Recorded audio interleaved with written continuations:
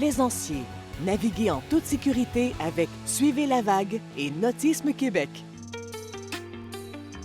Sur les plans d'eau, lorsqu'on navigue, parce qu'on est en contexte de navigation, autant le navigateur de plaisance que la grande marine commerciale. Donc, c'est la loi de 2001 sur la marine marchande du Canada qui s'applique. Donc, il y a une réglementation fédérale qui entoure la navigation lorsqu'on conduit une embarcation. Et il y a également le code criminel qui s'applique.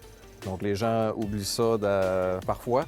Donc, le code criminel s'applique sur l'eau au même titre que sur la route. La carte de conducteur d'embarcation de plaisance, vous êtes obligatoire d'être détenteur de cette compétence-là pour conduire une embarcation à moteur. Vous devez également l'avoir avec vous lorsque vous conduisez votre embarcation. Si vous ne détenez pas cette compétence-là et qu'on constate que vous êtes en infraction, bien, on vous exclut du plan d'eau en plus de pouvoir recevoir un constat d'infraction. Le comportement sur l'eau, c'est de respecter les règles de route, de respecter les autres usagers des plans d'eau, d'être conscient de l'impact que notre vague peut causer sur les autres et sur la propriété. Au Canada, on est responsable de notre vague qui est causée par notre embarcation. Donc, si on cause des dommages ou des blessures à quelqu'un, on peut être poursuivi en vertu de la réglementation fédérale et également au civil. Et ce qu'on voit également, des conduites imprudentes, là, des gens qui passent auprès d'une autre embarcation ou de baigneurs. On parle de conduite imprudente, l'action de conduite imprudente qui ça vaut un constat d'infraction de 350 plus les frais. Au Québec, malheureusement, on n'a pas de loi qui interdit de consommer de l'alcool dans une embarcation.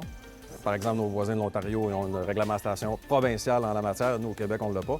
Nous, ce qu'on encourage, on recommande aux gens qui se trouvent dans une embarcation à titre de passager de garder ça au strict minimum, d'avoir toutes ses capacités, tout ça le plus sobre possible. En ce qui concerne le conducteur, le code criminel s'applique au même titre que de conduire un véhicule automobile sur la route. Donc, il y a l'infraction de conduire avec les capacités affaiblies qui s'applique. Et il y a également le fameux .08, la limite d'alcoolémie permise dans le sang, qui s'applique en bateau, en auto.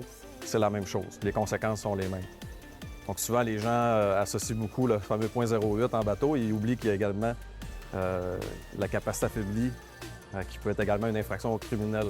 Donc, à titre d'exemple, bien, on peut être fatigué, prendre des médicaments, prendre un petit peu d'alcool sans nécessairement dépasser le .08, avoir le mouvement des vagues, la déshydratation qui influence notre capacité de conduire.